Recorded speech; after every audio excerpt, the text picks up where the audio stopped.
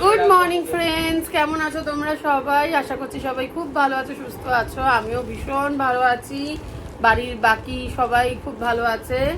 আজকে হচ্ছে happy Sunday আর আমি বসে গেছি আমার কফি নিয়ে। এখন বাজে 9:45। সকালবেলা উঠে আমার বর নিয়ে এসছে মাটন। আজকে মা আমাদের মাটন খাওয়াচ্ছে, আর মাটন দিয়ে অনেকদিন বাদে আজকে বানাবো ইয়াখনি পোলাও।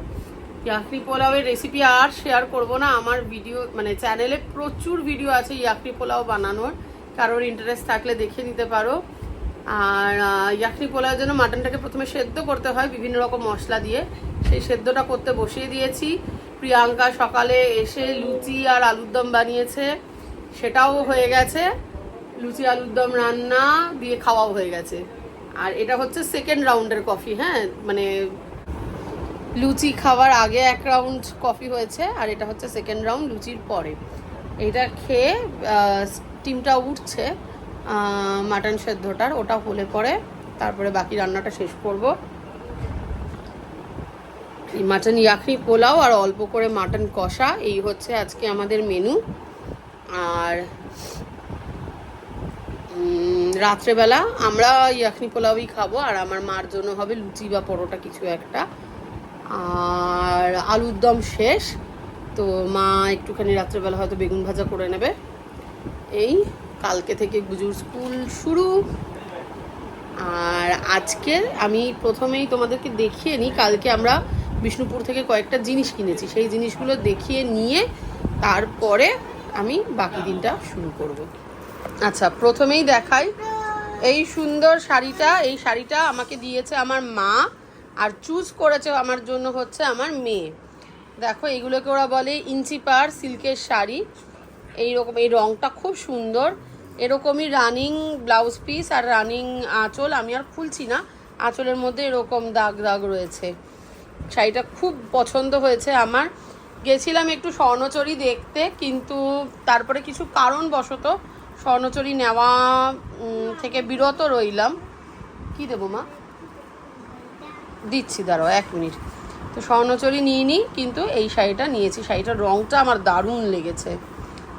এই শাড়িটা কত নিল? 3900 না 3900 টাকা বোধহয় নিয়েছে এই শাড়িটা। হ্যাঁ, এটা মা দিয়েছে আমাকে পয়লা বৈশাখে। এই দেখো, এই হাতটা কার জন্য? যে যেটা চুজ করো। প্রিয়াঙ্কা মাসিকে ডাক, প্রিয়াঙ্কা মাসিকে বল তুমি 1 মিনিট আসো। মাসি, তুমি 1 মিনিট আসো। শুনতে পাবে না, গিয়ে রেখে নিয়ে। মাসি, তুমি 1 মিনিট আমার সাথে চলো। কোথায়? আমাদের ঘরে। এটা আমার প্রিয়াঙ্কা মাসির জন্য, আর এটা রূপা মাসির জন্য। এবার দেখাই।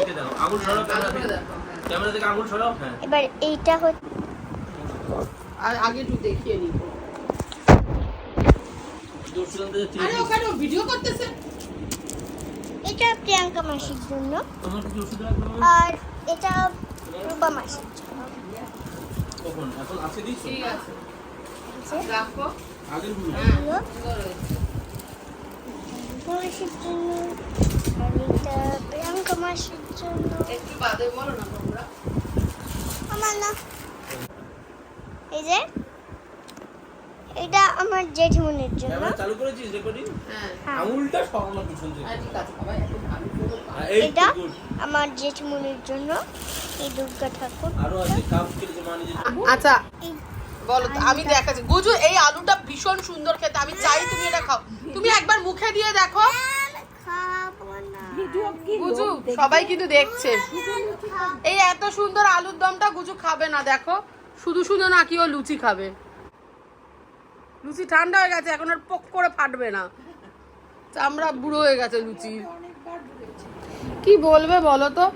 এই সুন্দর আলুর দমটা ওর জন্য একদম ঝাল ছাড়া এটা বানানো। হ্যাঁ, একদম ঝাল ছাড়া, কিন্তু কি টেস্টি হয়েছে। ও খাবে না, কি বলবো।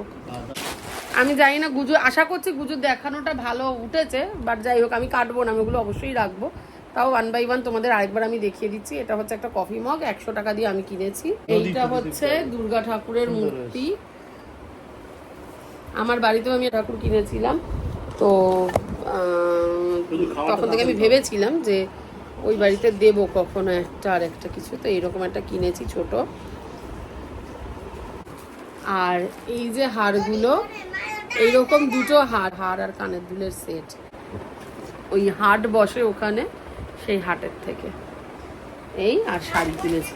আর কিনবো কি, এরা এমন তাগাদা দেয়, বিশেষ করে আমার বর, চলো চলো চলো চলো। ও আর আমার মামার জন্য একটা গামছা, এই গামছাটা কিন্তু খুব একটা ভালো হয়নি। কি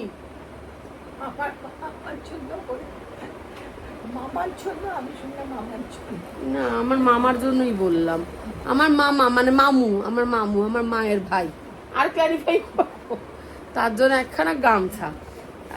আমার মা গামছা কিনতে চেয়েছিল, কারণ মামু নাকি যেখানেই যায় সেখান থেকেই গামছা কেনে। আমার বাবারও একটু গামছা কেনা বাতিক ছিল, কিন্তু আমার বাবা ঠাম্মা দুজনেরই এরা টাওয়াল ব্যবহার করতে পারতো না, গামছা। আমি এক্ষুনি 10 মিনিট খাওয়ার না। কিন্তু ঘটনা হচ্ছে, গামছাটা যে আমি কিনবো, গামছাটা একটু তো লম্বা, মানে হ্যাঁ মানে এই হাইটটা তো ঠিক হতে হবে না, হাইটটা লম্বাই, চওড়া না। যাই হোক, হ্যাঁ মানে বহর, কাপড়ের বহর, সেই বহরটা যে এটার খুব বড় তা নয়। তো আমরা প্রথমে ভেবেছিলাম কিনবো না, চলে যাচ্ছি। একটা মন্দির দেখে বেরিয়ে এই দোকানটা ছিল, আমরা মন্দিরে ঢোকার আগে এটা দেখে কিনবো না ঠিক করে আবার চলে গেছি।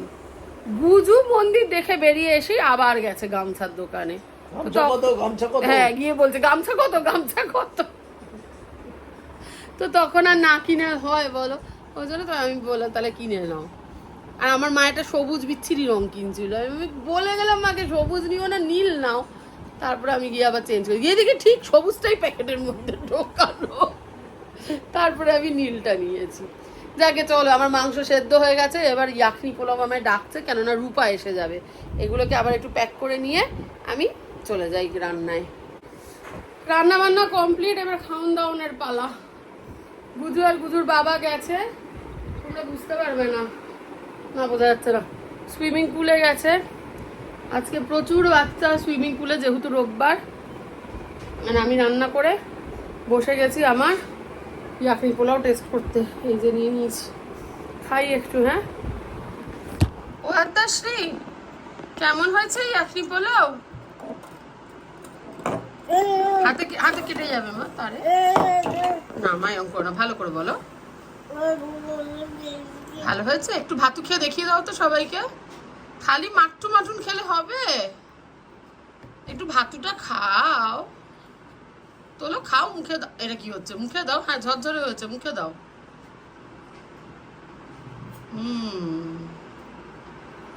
ভেরি গুড, খাও। আর ঝোলের মাংসটা একটু খাও।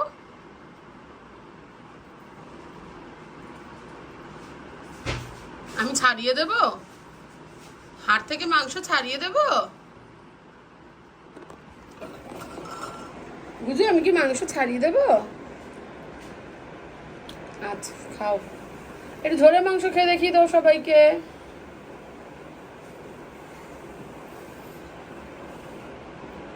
ভাত না পোলাও? পোলাও।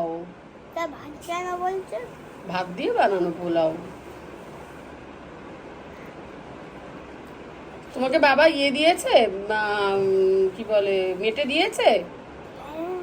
খেয়ে নিয়েছো? 4 টুকরো মেটে ছিল, কটা দিয়েছে? আরেকটা দেবো? আচ্ছা, এই দেখো, এই হচ্ছে ইয়াখনি পোলাও, এখানে আছে আর এখানে আছে, এই দু জায়গায় ইয়াখনি পোলাও। আর এখানে আছে অল্প মাটন, আর এই হচ্ছে শাক। শাকটা আমরা শুধু শুধু খাবো। ওকে শাক দিয়েছিলে? শাক দিয়েছিলে? আমি দিইনি মা, ওকে ভুলে গেছে, দিচ্ছি। টিপির টিপির বৃষ্টি পড়ছে, একটু আগে বেশ জোরে পড়েছে। তো তার মধ্যেই আমরা যাচ্ছি ক্যাফে। হ্যাঁ মা, দৌড়ে দৌড়ে এসেছি যাতে বৃষ্টির হাত থেকে বাঁচতে পারি। ও দৌড়ে দৌড়ে এসছে যাতে বৃষ্টির হাত থেকে বাঁচতে পারে। হ্যাঁ মা, প্রচুর খাওয়া হয়ে গেছে আজকে, জানো তো। আর সাথে আমার এত জিনিস, গুজুর একটা ড্রয়িং বই, একটা বাংলা খাতা, ড্রয়িং কালার, এই যে এই এত বড় ড্রয়িং কালার, ওটা বাবা ক্যারি করেছে। ম্যান্ডেলা আর্টের বই, আচ্ছা বাংলা খাতা, এটাতে একটু অবাক কথা প্র্যাকটিস করাতে হবে, সব ভুলে গেছে বাংলা। ইংলিশের হ্যান্ডরাইটিংও খুব খারাপ হয়ে গেছে। এই লেখাগুলো এখন প্র্যাকটিস করাবো, আর একটু প্র্যাকটিস করানোর পরে ওকে ড্রয়িং করতে দেবো। ক্যাফেতে এইভাবে ওকে এনগেজ রাখবো, নালে পরে ও বড্ড দৌড়দৌড়ি করে, সব গেস্টদের টেবিলে টেবিলে যায়, যেটা ভালো তো লাগে না একদমই। চলো ক্যাফে যাই। বুঝু কোথায় যাচ্ছ? আচ্ছা মা আর মেয়ে ম্যাচিং ম্যাচিং। কি কোথায় যাচ্ছ তুমি? আশিস বিস্ট্রো। ঢং সত্যি। চলো আমরা যাই আশিস বিস্ট্রো।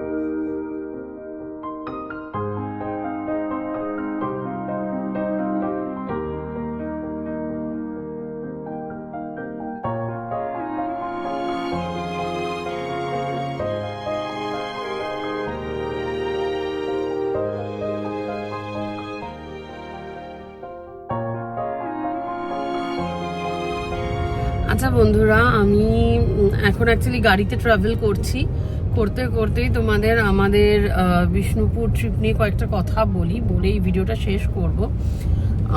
প্রথমত হচ্ছে আমরা কিভাবে গেলাম। তোমরা চাইলে পরে মানে উইকেন্ডে দুদিনের জন্য যেতে পারো, মানে একদিন গেলে গিয়ে থাকলে, অথবা গিয়ে ফিরে এলে সেটাও করতে পারো। যদি বাসে বা ট্রেনে যাও তাহলে পরে আমি বলবো একদিন স্টে করাটা বেটার হবে, কারণ অনেকটা বেশি সময় লাগে, জার্নিটা একটু হেক্টিক হয়ে যাবে। আর যদি নিজেদের গাড়ি নিয়ে যাও তাহলে সকাল সকাল বেরিয়ে একটু রাত করে ফিরবে, এরকম ভাবে যেতে পারো। আমরা যেরকম স্যাটারডে গেছিলাম।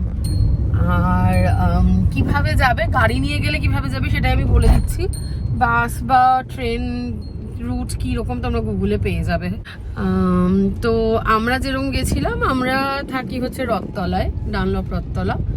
তো আমরা ওখান দিয়ে বেরিয়ে প্রথমে ডানকুনি গেছিলাম দুর্গাপুর এক্সপ্রেসওয়ে দিয়ে। তো সেখান থেকে ডানকুনি থেকে বাঁদিক নিয়ে নিতে হয়, বাঁদিক নিয়ে একদম মোটামুটি সোজা বলতে পারো, সোজা রাস্তা চলেছে দিয়ে ওই আরামবাগ পেরিয়ে আরো সোজা চলে যাবে, গিয়ে তারপরে হচ্ছে জয়পুরের জঙ্গল, তার থেকে আরো বোধহয় 10-12 কিলোমিটারের পরে হচ্ছে বিষ্ণুপুরের রাস্তা। রাস্তাটা দেখবে দুভাগ হয়ে গেছে, একটা রাস্তা সোজা চলে গেছে, সোজাটা যাচ্ছে হচ্ছে মেদিনীপুর, ওদিকে পুরুলিয়া, এইগুলো যাওয়ার জন্য, আর বাঁদিকে হচ্ছে বিষ্ণুপুর। দেখবে বড় তোরণ আছে, আমার ভিডিওতে তোমরা দেখেছোই নিশ্চয়ই, বিষ্ণুপুরের ওইখানে একটা সুন্দর তোরণ মতো করা, ওই টেরাকোটার কাজ দিয়ে। বিষ্ণুপুর তো মানে ফেমাস হচ্ছে টেরাকোটার মন্দিরের জন্য, রাইট? টেরাকোটারই একটা গেট করা আছে যেখানে লেখা আছে যে বিষ্ণুপুর পৌরসভা থেকে আপনাকে স্বাগত জানানো হচ্ছে, এরকম কিছু একটা। তো এখান থেকে বাদিকে ঢুকে গেলে পরে বিষ্ণুপুর। এবার একটু এগোলে পরেই তোমরা দেখতে পাবে যে তোমাদের চারদিক থেকে আর কি লোকজন ডাকাডাকি করবে, একটু গাইড টাইপের লোকজন। পরে আমরা রিয়েলাইজ করলাম যে ওনারা গাইড নন, ওরা হচ্ছেন টোটো চালক, লোকাল টোটো চালক।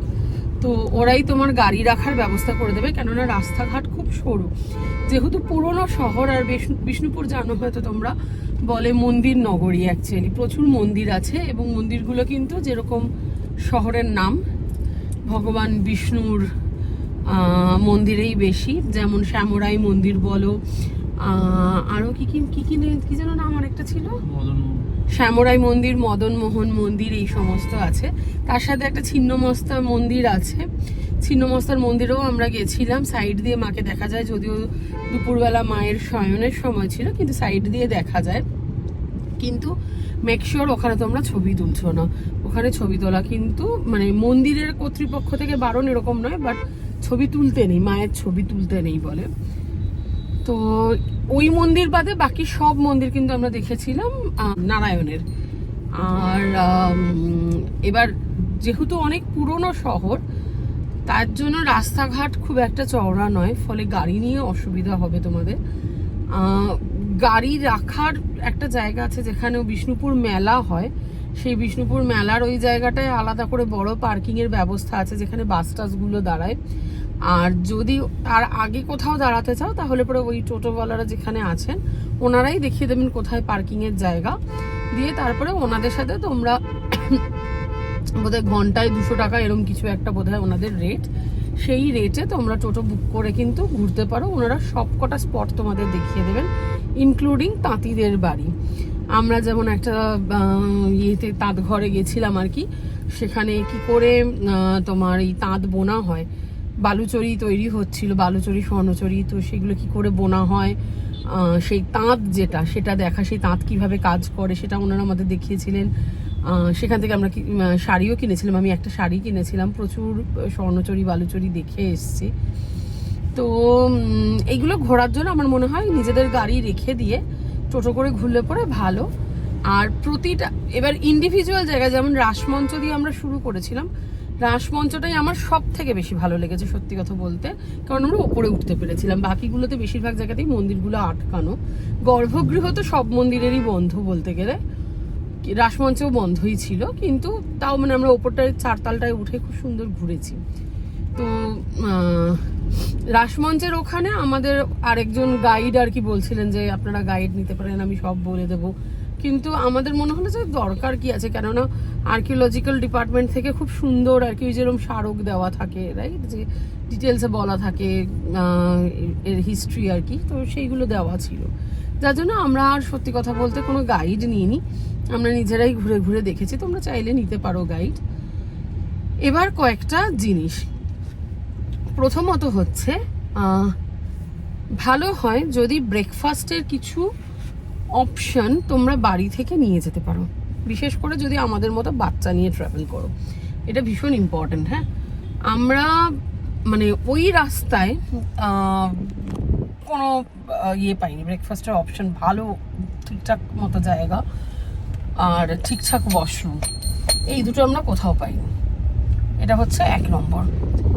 2 নম্বর ব্যাপার হচ্ছে, আর এই রাস্তাটা না সত্যি বলতে আমি এই প্রথম এসেছি, অরবিন্দ এর আগে গেছে, আমি এই প্রথম গেছি। তো বাচ্চা নিয়ে ফ্যামিলি নিয়ে গেলে পরে একটু এইটা কনসিডার করা দরকার, অন্তত কিছু শুকনো খাবার, কেক, বিস্কিট, এই সমস্ত অন্তত রাখা উচিত। এটা হলো 1 নম্বর। 2 নম্বর হচ্ছে জয়পুরে তোমরা দেখেছো হয়তো, আমরা গেছিলাম যেটা, সেটা হচ্ছে বনলতা রিসর্ট, এবং আমরা সেখানে গিয়ে না, আমরা পৌঁছেছিলাম 11টা নাগাদ, তো আমরা গিয়ে ভাবলাম যে একটু কফি আর স্ন্যাক্স টাইপের কিছু খাই। তারপরে আমার কি মনে হলো, অরবিন্দকে বললাম যে চলো আমরা একটু ভাতও খেয়ে নিই, কফি আর গোল্ডেন ফ্রাইড প্রন অর্ডার দিয়ে দিয়েছিলাম, তো সেটা ওরা বানাচ্ছেন। তারপরে আমার মনে হলো ঠিক আছে গোল্ডেন ফ্রাইড প্রন আসুক, কফি আসুক, খাই, খেয়ে অল্প অল্প ভাতও খেয়ে নিই। এবার দেখো 11টা সাড়ে 11টার সময় ভাত খেতে তো ইচ্ছে করে না, কিন্তু স্টিল খেয়ে নিয়েছিলাম, এবং আমার মনে হয়েছিল সেটা ওয়াজ আ ওয়াইজ ডিসিশন। তার কারণ হচ্ছে আমাদের ঘুরতে ঘুরতে অলমোস্ট 3 ঘন্টার কাছাকাছি পড়ে গেছিল ওই টোটোয় করে যে আমরা ঘুরলাম। আর জয়পুরের ওইখান থেকে 10-12 কিলোমিটার যেরকম বললাম, নাকি 7-8 কিলোমিটার, আমার এক্স্যাক্টলি মনে নেই এখন, বাট মানে কাছে, 15-20 মিনিটের মধ্যে তুমি পৌঁছে যাবে। কিন্তু তুমি যদি প্রত্যেকটা জায়গায় সুন্দরভাবে ধীরে সুস্থে ঘোরো, বিকেল 4টে থেকে ওখানে মেলা বসে ওই টেরাকোটার জিনিসের। আমরা যখন গেছি তখন অলরেডি ইয়ে হয়ে গেছে, কি বলে, 4টের অনেক আগে, আমরা বোধহয় 3-3:30 নাগাদ ওখানে পৌঁছেছিলাম।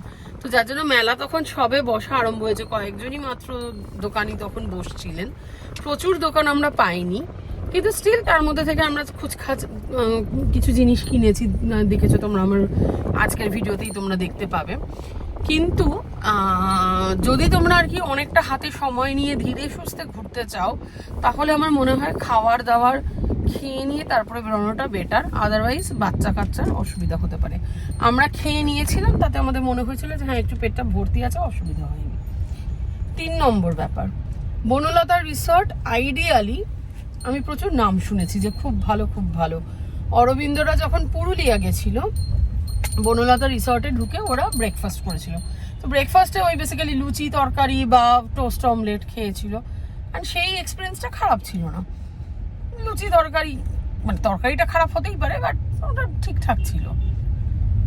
আমরা যখন লাঞ্চ করতে ঢুকলাম, আমরা চূড়ান্ত হতাশ হয়েছি। আচ্ছা অ্যাকচুয়ালি আমরা যে রাস্তাটা দিয়ে এখন যাচ্ছি খুব বাম্পার আছে, যার জন্য মাঝে মধ্যে আর কি এরকম হচ্ছে ক্যামেরাটা। যাই হোক,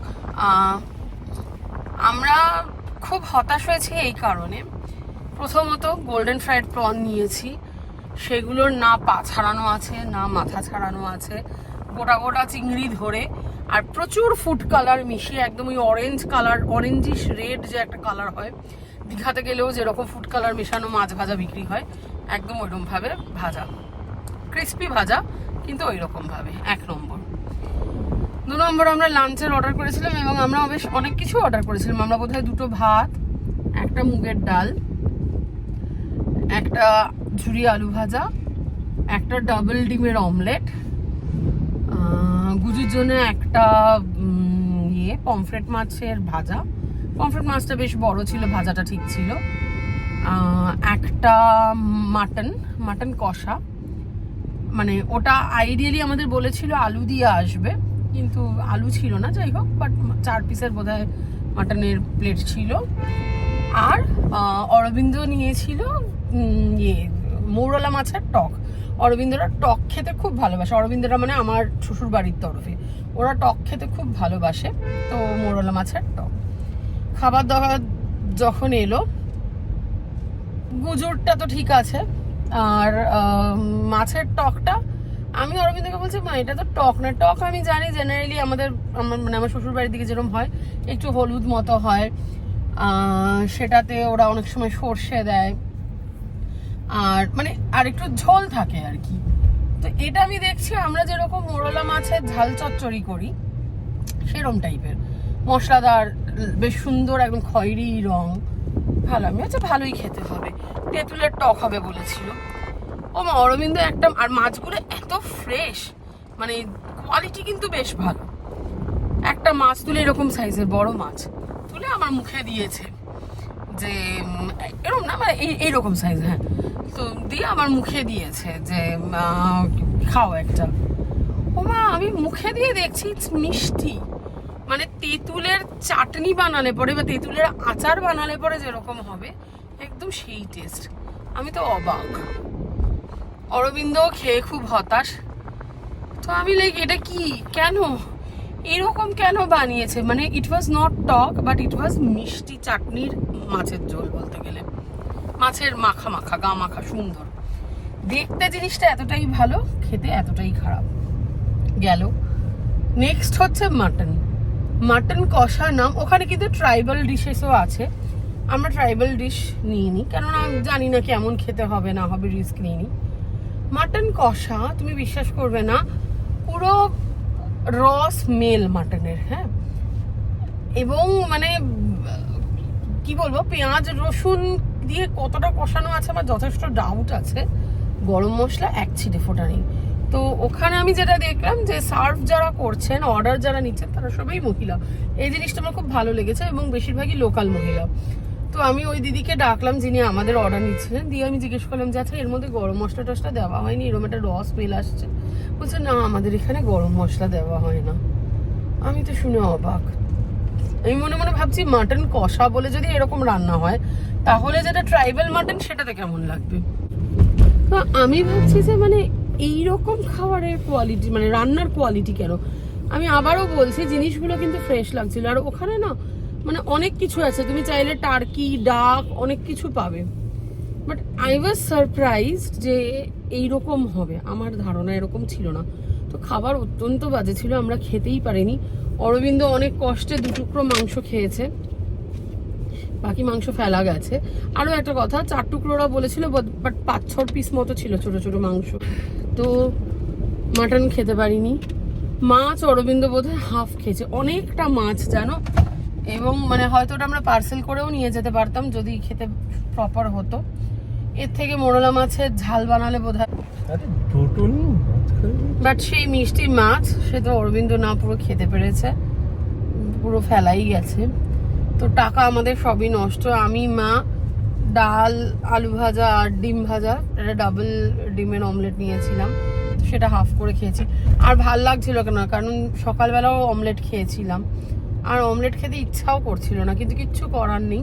that was the only thing that we could eat, আমি আর আমার মা। আমার মা অমলেটই নিয়েছিল খাওয়ার জন্য, বাট আমি ভেবেছিলাম মাটন টেস্ট করব, কিন্তু খাওয়া যায়নি। প্রচুর মোটামুটি খেয়েছে। তো এইটাই বলার ছিল। তো মানে আমি জানি না তোমাদের যদি কেউ বনলতা রিসর্ট গিয়ে থাকো তোমাদের কীরকম এক্সপিরিয়েন্স। আমাদের এক্সপিরিয়েন্স ভীষণ খারাপ। We were very disappointed. আর অসম্ভব রোদ। এবং তোমরা দেখেছো আমরা একটা কেবিন নিয়েছিলাম, কেবিনটার ভাড়া কিন্তু 200 টাকা। কেবিন নিলে পরে তোমাকে 200 টাকা দিতে হবে। কেবিন অনেক লোক অ্যাকোমোডেট করা যায়, 7-8 জন 10 জন এরকম তো ডেফিনেটলি করা যায়। সেটা ওয়ার্থ ইট, কেননা বাইরেটা খুব নোংরা, ভীষণ নোংরা, এবং খাওয়ার জায়গা ওরকম নোংরা হলে না আমার পোষায় না। You are naming it as resort, eco tourism টাইপের ভাবে যদি তুমি জিনিসপত্রকে প্রমোট করো, you need to keep things clean. আমার মনে হয় না গ্রামে কোনো কিছু এত নোংরা হয়। গ্রামের বাড়িতে আমি গেছি, গ্রামের বাড়ি অনেক ঝকঝকে তকতকে হয়। তো এইটা হচ্ছে আমার মেন যে জিনিসটা বলার তোমাদেরকে। আদারওয়াইজ আমাদের ট্রিপটা খুব সুন্দর ছিল। বিষ্ণুপুর জায়গাটা অসম্ভব ভালো। আমি জানি না বিষ্ণুপুরে 2-1টা ছোট হোটেল হয়তো আছে, তবে আমার যেটা মনে হলো থাকতে হলে পরে জয়পুরের এখানে থাকা ভালো। রাস্তার ধারে পরপর অনেক রিসর্ট আছে। আমরা ফেরার সময় একটা রিসর্টে ঢুকেছিলাম, যেখানে আমরা চাউমিন অর্ডার করেছিলাম গুজুর জন্য। তো গুজু তো খাইনি আলটিমেটলি, বলতে গেলে রাত্রেবেলা নিয়ে এসে আমিই খেয়েছি ওটা ডিনারে। তো সেইটা যেমন নতুন তৈরি হচ্ছে, কি অঙ্কুশ রিসর্টস না, অঙ্কুশ রিসর্টস, বেশ পরিষ্কার পরিচ্ছন্ন ছিল, দেখে মনে হচ্ছিল রুম টুমগুলো ভালো। বনলতা আমার একদম ভাল লাগেনি, আমি ভীষণ হতাশ। ওখানে সোনার বাংলাও আছে, সোনার বাংলা কেমন হবে বলতে পারবো না, আশা করা যায় ভালো হবে। সোনার বাংলার প্রপার্টিগুলো তো খারাপ হয় না। খাবার দাবারগুলো একটু দেখে, তবে আমরা যে অঙ্কুশ রিসর্টটায় ঢুকেছিলাম সেটা খাবার দাবার খারাপ মনে হয়নি আমার। ঠিক আছে, তো এই জিনিসগুলো তোমাদেরকে বলার ছিল। তো এটা বলে আমি এই ভিডিওটা এখানে শেষ করছি। বাট বিষ্ণুপুর জায়গাটা অসম্ভব সুন্দর। আমরা ভুল সময় গেছি, জেনে বুঝেই গেছি, প্রচন্ড গরমের মধ্যে জেনে গেছি যে গরম হবে, তাও গেছি। কিন্তু শীতকালে গেলে পরে ডেফিনেটলি অনেক বেশি এনজয় করতে পারবে। তবে আমার ধারণা শীতকালে ভিড়ও প্রচুর হবে, আমরা একদম ফাঁকায় ফাঁকায় দেখেছি। ঠিক আছে, তো চলো এই ব্লগটা এখানেই শেষ করছি। তোমরা আমাদের চ্যানেলটাকে প্লিজ সাবস্ক্রাইব করো যদি চ্যানেলটা সাবস্ক্রাইব এখনো না করে থাকো। আমাদের ভিডিওগুলোকে লাইক অ্যান্ড শেয়ার করো। বাট মোস্ট ইম্পর্টেন্টলি তোমরা সবাই খুব ভালো থেকো। তো চলো, take care, we love you all, by.